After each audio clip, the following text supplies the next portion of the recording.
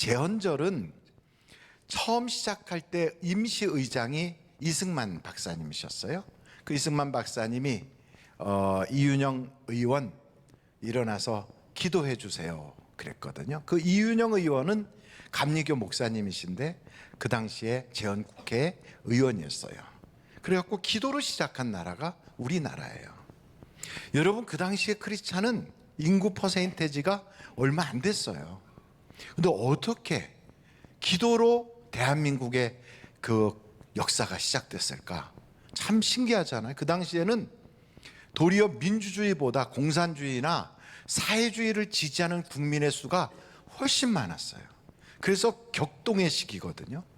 근데 어떻게 기도로 시작했을까? 그 첫째는 하나님의 은혜예요.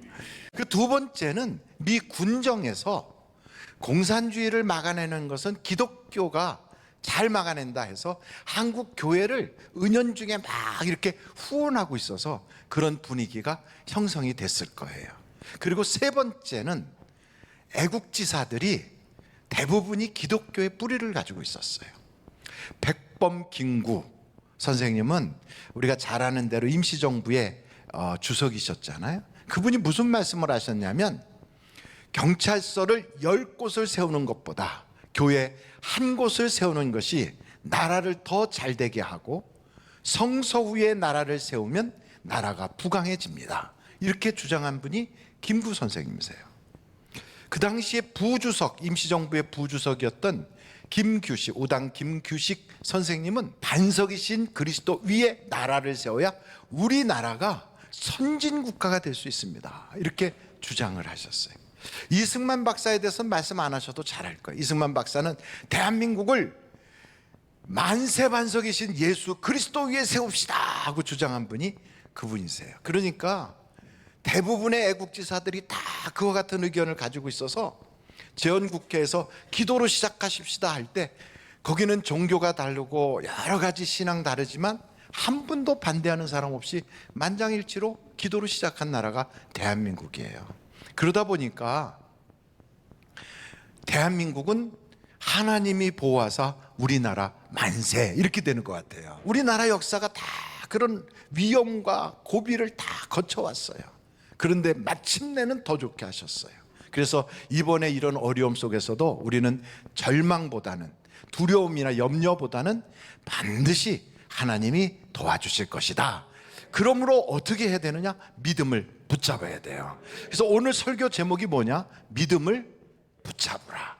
히브리서 4장 말씀, 거기에는 키워드가 3개가 있는데, 첫째가 믿음이고요, 둘째가 하나님의 말씀이고요, 셋째가 예수 그리스도예요. 이 세 단어를 가지고 오늘 말씀의 은혜를 나누려고 합니다. 먼저 2절을 한번 같이 보시죠. 2절, 그들과 같이 우리도 복음 전함을 받은 자이나 들은 바 그 말씀이 그들에게 유익하지 못한 것은 듣는 자가 믿음과 결부시키지 아니함이라. 그러니까 여러분, 믿음으로 결부시키지 않으면, 결부라는 것을 영어로 찾아봤더니 링크래요. 여러분 컴퓨터 하는 분들은 이렇게 연결시키는 링크, 결부하는 거잖아요.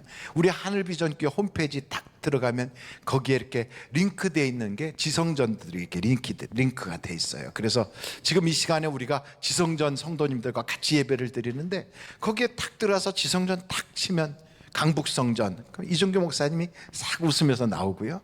또 안산성전하고 탁 치면 거기에 김정기 목사님이 목사님 하고 이렇게 능글맞게 이렇게 나온다고요. 그러니까 여러분, 그게 링크거든요. 우리가 무슨 일이 있든지 믿음으로 탁 결부시키면 하나님이 유익하게 해주시는 거예요. 그래서 신앙생활의 가장 중요한 핵심은 뭐라고요? 믿음이에요. 믿음. 그런데 이렇게 믿음이 있어야 뭐 구원도 받고 믿음이 있어야 하는데 믿음대로 될지어다 하나님이 그렇게 말씀하시는데, 믿음이 없이는 아무것도 할 수가 없어요. 심지어는 예수님께서 고향에 가셔서 말씀을 증거하시고 고향 분들에게 능력을 행하려고 해도 믿지 않으니까 아무 일이 일어나지 않았어요. 한번 여러분 성경 마태복음 13장 57절로 58절 한번 보시겠어요? 예수를 어떻게 했다고요? 배척한지라. 예수께서 그들에게 말씀하시되 선지자가 자기 고향과 자기 집 위에서는 존경을 받지 않음이 없느니라 하시고 그들이 뭐함으로? 믿지 않음으로 말미암아 거기서 많은 능력을 행하지 아니하시니라.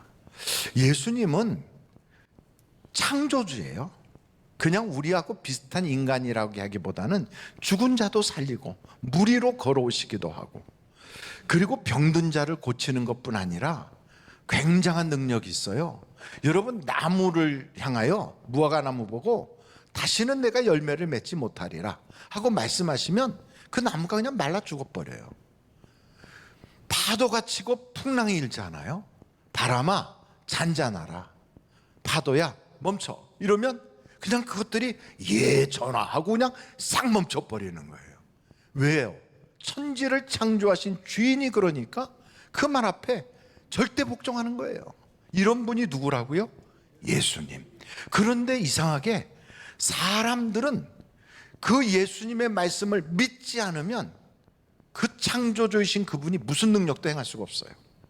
무슨 닭이나 무슨 짐승이나 혹은 무슨 미물이나 뭐 이런 거는 그냥 다 하시는데 사람한테는 그게 안 되는 거예요. 왜 안 되느냐? 여러분, 우리가 다 알잖아요. 내가 아무리 회사를 경영하는 사주라 할지라도 회사 직원들한테는 지시하고 탁탁해서 마음에 안 들면 그만둬 하고 그렇게 할 수도 있겠지만, 그러나 가장 다루기 힘든 사람이 누굴까요? 자식이에요. 자식. 자식은 말 안 들어도 그걸 어떻게 때려 죽일 수도 없고 어떻게 합니까? 그래서 세상에서 가장 다루기 힘든 게 자녀라 맘대로 안 되는 거죠. 근데 마찬가지로 우리가 이 자리에 앉아서 말씀을 듣는다고 이렇게 앉아 있지만 믿지 않으면 하나님이 어떤 역사도 이룰 수가 없는 거예요. 그래서 중요한 건 믿어야 돼요.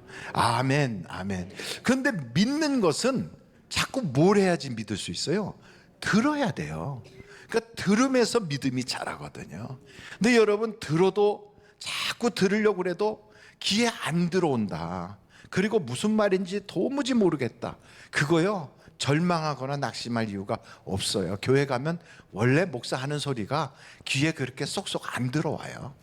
잘 안 들어오지만 그래도 노력하고 앉아있다 보면 어느 땐가는 들리기 시작하는 때가 있어요.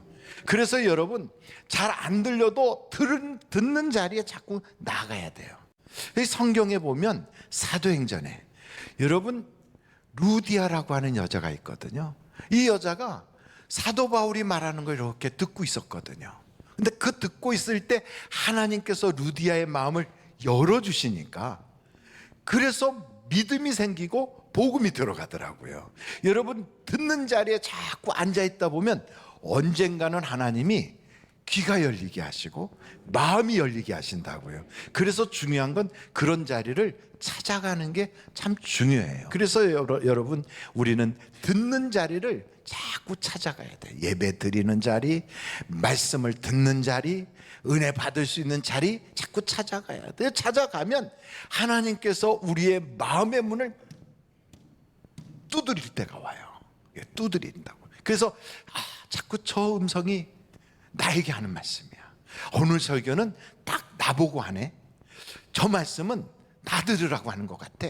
그래서 내 마음의 문을 막 두드릴 때 그때 어떤 사람은 아이고 참 이러고 거절할 수도 있겠지만, 그때 우리의 마음의 문을 탁 열고 주님 내게 역사해 주세요, 주님 내가 주님이 필요합니다 하고 내 마음의 문을 쫙 열면 주님이 가지고 계시는 무지 많은 그러한 언약, 축복, 그분이 하실 수 있는 능력들이 내게 그냥 싹 들어와서 나와 함께 주님이 잔치를 열게 되는 거예요. 근데 여러분, 믿는데 뭘 믿느냐, 뭘 믿느냐가 중요하지 않아요. 어떤 사람은 자기의 경험을 믿고 자기의 지식을 믿고 또 어떤 내가 의지하는 어떤 아무개를 믿고 또 나를 뒤에서 봐주고 있는 그런 권력자를 믿고 이럴 수도 있겠죠. 내가 벌어놓은 돈을 믿고 여러 가지 믿는 게 있겠죠. 그런데 성경은 그걸 믿는 게 아니라 하나님의 말씀을 믿으라는 거예요. 말씀을. 여러분, 말씀이 뭐냐? 오늘 한번 히브리서의 말씀을 볼까요? 4장에 오늘 본문 말씀에 12절로 13절. 하나님의 말씀은 살아있고 활력이 있어 좌우의 날선 어떤 검보다도 예리하여 혼과 영과 및 관절과 골수를 찔러 쪼개기까지 하며 또 마음의 생각과 뜻을 판단하나니 지으신 것이 하나도 그 앞에 나타나지 않음이 없고 우리의 결산을 받으실 이의 눈앞에 만물이 벌거벗은 것 같이 드러나느니라. 그러니까 하나님의 말씀은 살았다, 이게 중요한 거예요. 그게 살았기 때문에 이게 움직여요. 그게 일을 해요. 그게 활동적으로 그게 뭔가를 성취한다고요. 그래서 여러분, 성경을 이렇게 보다 보면 하나님의 말씀이 일하게 할 때 이 말씀을 통하여 수많은 기적이 나타나요.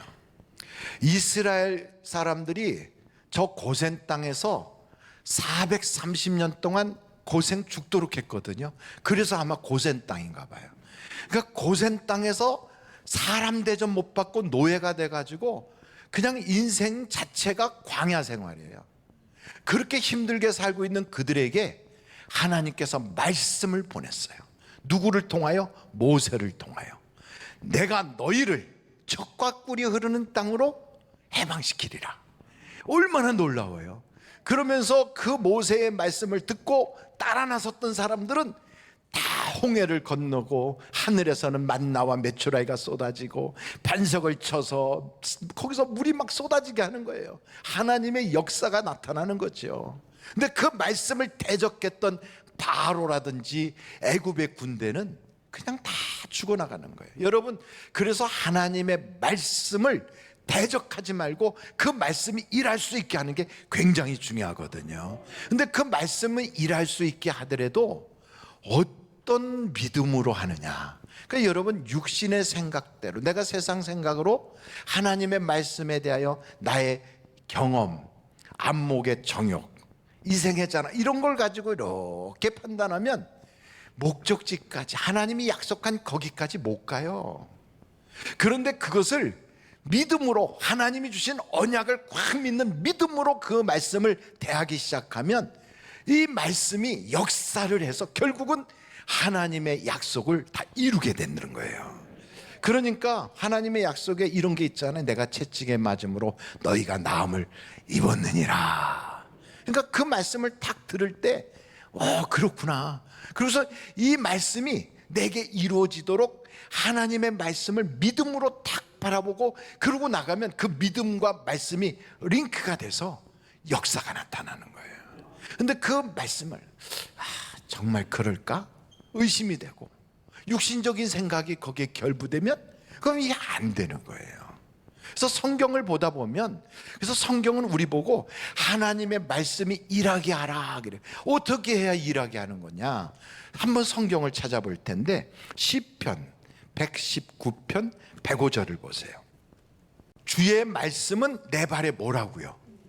등이요. 내 길에 뭐라고요? 빛이니이다. 등과 빛이 없는 깜깜한 데 걸어가려면 어렵지요. 못 가지요. 걸려 넘어질 수 있죠. 위험하지요. 그러니까 말씀이 없이는 내가 갈 수가 없구나. 그럼 이제부터 나는 말씀을 따라가겠다 하고 결단을 하는 거예요. 그리고 그 결단을 내 삶에서 그대로 실행하려고 하나씩 하나씩 순종해 가는 거예요. 그리고 그걸 순종할 수 있는 힘을 달라고 기도하는 거예요. 이게 바로 하나님의 말씀이 일하게 하는 거예요. 첫째, 결단하라. 둘째, 순종하라. 셋째, 기도하라. 이거를 실제로 어떻게 했는가? 날 때부터 소경이었던 사람에게 주님이 행하시는 거예요. 어디서? 요한복음 9장에 보니까 그 사건이 나타나거든요. 한번 요한복음 9장으로 가겠습니다. 요한복음 9장 1절을 한번 보겠습니다. 예수께서 길을 가실 때 날 때부터 맹인된 사람을 보신지라.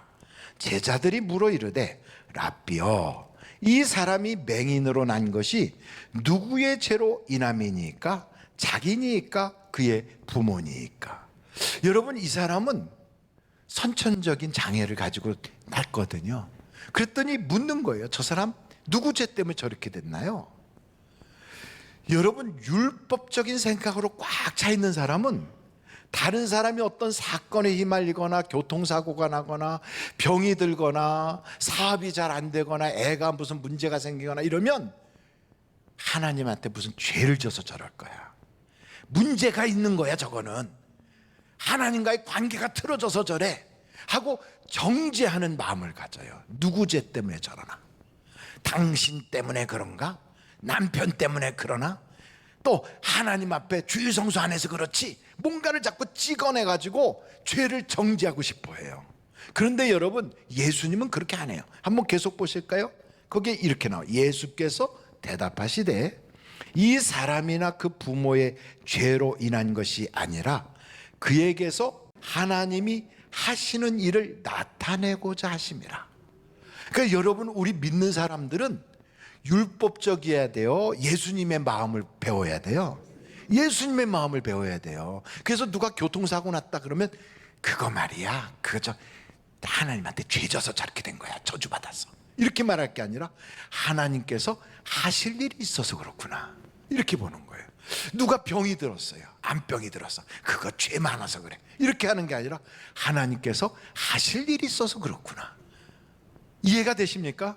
그래서 이제부터 누구를 정죄하지 않고 소망을 주는 거예요. 하나님이 그를 통하여 원대한 꿈을 가지고 계셔. 그 가정을 통하여 하나님은 큰 일을 하실 거야. 그 아이를 통하여 그 가정에서 하나님이 역사하실 거야. 그를 통하여 하나님의 은혜가 나타나도록 뭔가 지금 계획하고 계셔. 소망을 갖게 하는 거예요. 저는 여러분, 예수의 심장을 갖기를 간절히 바랍니다. 그래서 이 소경으로 태어난 이 사람에게 예수님이 어떻게 하시나? 불러요, 이리 오라고. 그러더니 땅에다 침을 툭 뱉더니 그 흙을 이렇게 이겨가지고 눈에다 발라주는 거예요. 그러면서 실로암에 가서 씻으래요. 여러분, 그랬나 안 그랬나 한번 성경을 볼까요? 거기에 보니까 6절에 이렇게 말씀하고 있어요. 요한복음 9장 6절에 이 말씀을 하시고 땅에 침을 뱉어 진흙을 이겨 그의 눈에 바르시고 이르시되 실로암 못에 가서 씻으라 하시니, 실로암은 번역하면 보냄을 받았다라는 뜻이라. 이에 가서 씻고 밝은 눈으로 왔더라 그랬어요. 이 내용을 가만히 살펴보세요. 여러분, 소경한테 흙으로 침 뱉어 갖고 이긴 거를 발라주면서 실로암 가서 씻으라 할 때 실로암까지 가는 게 그 사람한테는 쉬울까요, 어려울까요? 어렵지요. 앞을 못 보는 분한테 여기서 저기 가라 그래도 우리야 보이니까 가지만 그거 가는 게 쉬운 게 아니잖아. 근데 실로암 못까지 그렇게 가라는 거예요. 아, 예수님이 꼭 그렇게 하셔야 되나? 그냥 말씀으로 눈 열려라 그러면 그냥 에바다만 해도 눈이 열릴 텐데, 근데 왜 그러셨을까? 이유가 있어요. 그 속에서부터 하나님의 말씀이 일할 수 있는 기회를 갖게 하는 거예요. 그래서 흙으로 이렇게 빚어갖고 눈에다 발라줬는데 그게 무슨 흙이 약이 됩니까? 예수님의 침이 무슨 신약입니까? 아니면은 뭐 실로암 못에 있는 그 물이 뭐 거기에 특별한 무슨 치료의 효과가 있었을까요? 그런 게 아니에요. 그냥 이 소경은, 앞을 못 보는 분은 예수님이 실로암에 가서 이걸 씻으라고 했어, 그러면서 그 말씀을 의지하여 가는 거예요. 그러니까 말씀을 의지하여 가겠다는 결단을 하고 한 걸음 한 걸음 가는 순종을 하고 가면서 주여 내가 잘 갈 수 있게 도와주세요, 도와주세요 이러면서 기도하는 마음으로 가서 실로암 못에서 눈을 씻었더니 보게 되더라 이 말이죠. 그동안에 뭐가 있었어요? 하나님의 말씀이 일하기 시작하는 거예요. 우리가 말씀을 듣고 믿되 어떻게 믿고 들어야 되냐면 하나님의 약속은 지금도 이루어진다라고 하는 믿음을 통하여 그 말씀을 봐야 되는 거예요. 그래서 하나님은 말씀을 우리에게 보내서 일을 하게 하실 때 우리는 그 말씀을 그대로 세상적인 생각으로 보면 과연 정말 그럴까? 야, 이게 다 된다면 뭐 안 될 게 뭐가 있겠어, 이렇게 할 수도 있지만 하나님의 말씀은 지금도 살아있다. 하나님의 말씀은 지금도 움직이신다. 하나님의 말씀은 지금도 역사하신다. 이렇게 보면서 믿으면 그 믿음대로 역사가 일어나는 거예요. 마지막 세 번째 키워드가 있어요. 첫째가 믿음이라고 그래요. 두 번째 하나님의 말씀이라고 그랬어요. 세 번째 키워드가 예수님에 대해서 성경 한번 우리가 볼 텐데 오늘 가지고 있는 히브리서 4장에 거기 14절부터 이렇게 말씀하고 있습니다. 그러므로 우리에게 큰 대제사장이 계시니 승천하신 이 곧 하나님의 아들 예수시라. 우리가 믿는 도리를 굳게 잡을지어다.